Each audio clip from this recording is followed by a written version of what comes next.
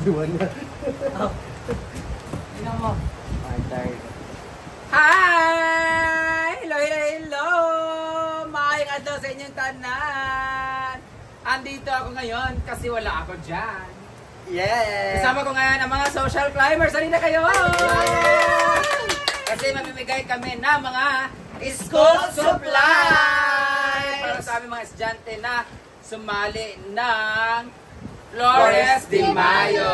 So, ngayon ko lang nalaman ang Flores de Mayo pala ay meron pala yung parang nito, daily na novena nila. Tapos after that, bibigyan ng mga pahalipay o graduation yung mga sumali ng mga bata. So 30 lang yata sila, sabi ni Auntie Nida, para daw sa kanila.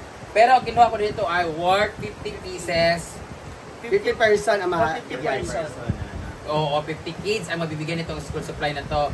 And then I realized, ang dami pala mga kids or estudyante dito din sa lugar natin. So, this is brought to you by CTM Bodega! Located lang yan sa may Cogon, tapat ng Fairmont Hotel. So sa lahat ng mga gusto bumili dyan na napakaraming school supply, bultuhan, mura lang po sa may CTM Bodega. And all these items ay binili namin doon sa CTM Bodega. Ngayon, 50 lang to. So I guess marami pa dyan. So after nito, baka bumalik kami sa CTM Bodega. Discount lang, ma'am, ha? Wag na yung sobra-sobra kasi nahiya na kami. Actually, napakalaki na binigay nila. Oo, pero yun kasi, para to sa ano, so, hindi talaga kami tumulong nito, ginawa ng instrumento. Ang nagbigay talaga nito ay ang CTM Bodega.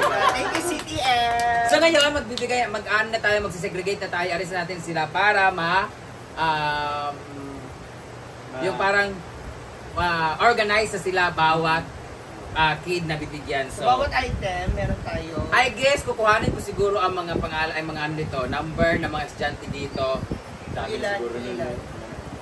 Para naman hindi mahirapan ng ating mga parents na para mamili ng kanilang mga gamit sa kanilang mga estudyante. So, sa mga kaya lang namin abutin to. So, after nito, 50 lang to, baka, ano, ang kikitain nito, ang proceeds nitong video ay ibibili natin ulit dito. So i-share nyo to para makabili ulit kami. Yay!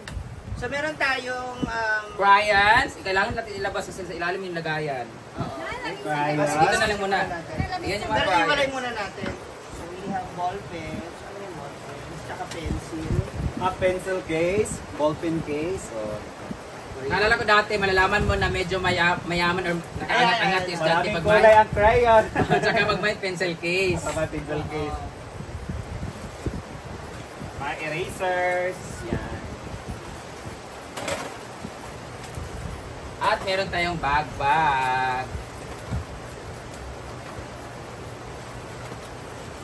Doon na, kung saan, doon na rin natin siya ilalagay.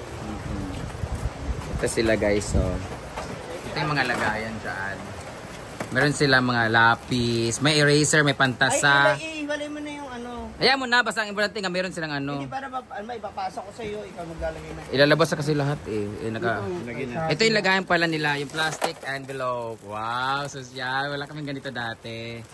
So parang ang dami kasi dito sa city, sa city lang po namin ha. This is Riverside, Zone 2 lang to.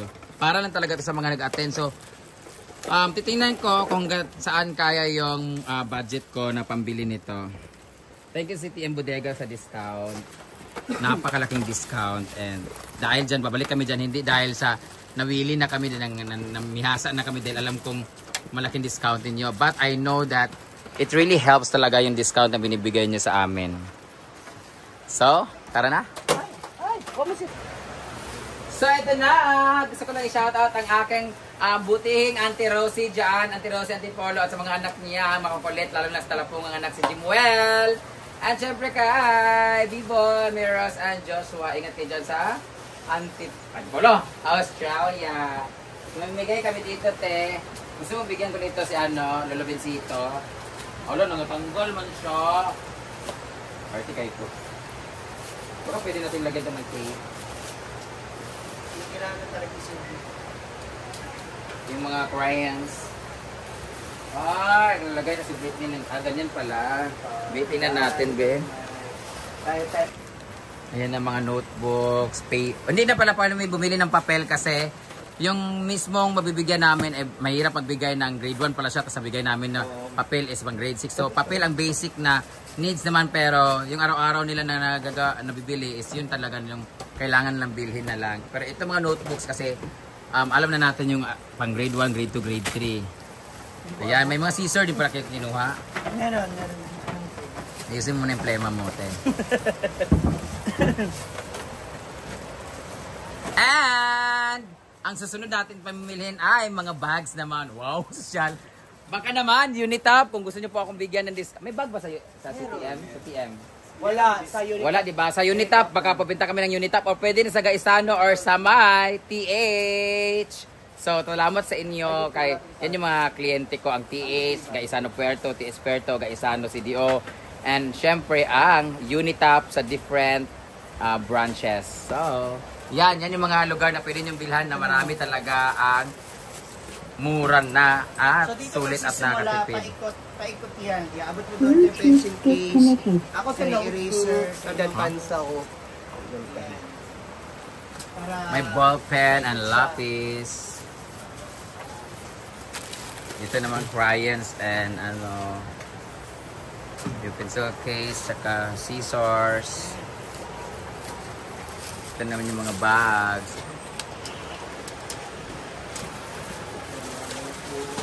Hindi pala siya bags, ang tagnan. Ito, ang maganda dito sa eraser na kami pang Ayun lagay, ayan na yung mga laman niya. Isang pencil case, isang lapis, isang gunting, isang pwedeng iba gunting lang, iba scissor para mas marami tayong mabigyan. Isang set. Pwede gunting lang, lapis lang, notebook. Lapis at ballpen lang nilagay. Tag ilang notebook na nilalagay niya? Tatlo. 3 notebook nilalagay mo. So dapat Oo. So dapat is iba yung spring, iba din yung yung ganito. Alam ko. Hindi, Kasi- pero kasi ganito yung ginawa. Ayun puro spring. Ibig sabihin pang Tapos iba yung yung spring pang higher level na yan. higher grade. Gunting at saka kulang. Ayan, ganyan pala. Okay. Kunwari mga mabait tayo, mga good Samaritan tayo. Meron tayong mga charity. Oo, pero sa likod at harap ng camera, magkaiba po. Hindi po maganda talaga ugali namin. Ngayon lang namin ginawa to kasi binablog namin. Pero sa totoong buhay, kung walang vlog, hindi naman kami gaganito. Actually guys, uunahan na namin comment nyo. Oo, kasi yun na may i-comment.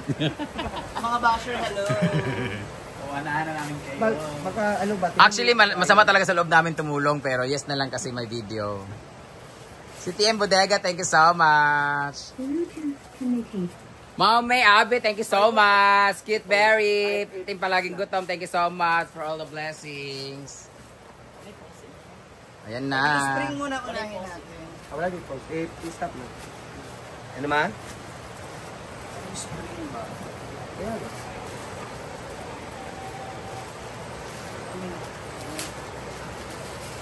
Ito na sa German doctor. Shoutout sa mga kagiron sa una.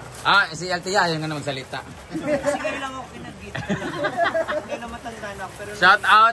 Pero Shoutout naman dun sa mga Shoutout sa mga nakaigit ng elementary. Ako, nakaigit ako grade 2. Nakaigit ko grade 2, tapos si Ria sa una kinukahon kayo.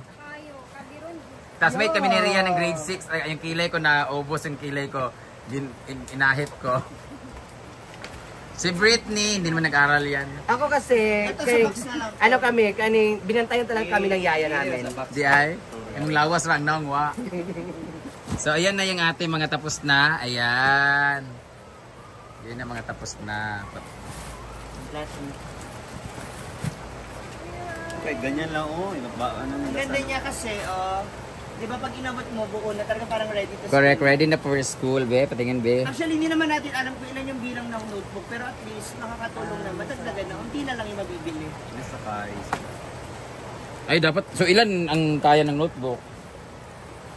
Sige na, dadagdagan. Si Britney man ang nagsabi niya. Sabi tatlo mo, lang. di ba, sa isang kwan, 3 lang ilagay natin, di ba? Ikaw nagsabi. Kaya nga, so, kasya yan sa 50. Yeah. Oo. Then, 25 ang kwan, aling...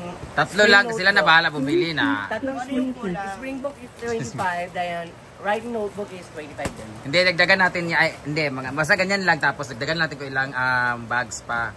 Kasi ano. 50 naman nakabuk. Pila rin ka community din, pila rin ka mga bata. 30 na ginawa sila gapil sa Flores. So kung ma-priority na to sila. Prioritize sa gapil sa Flores.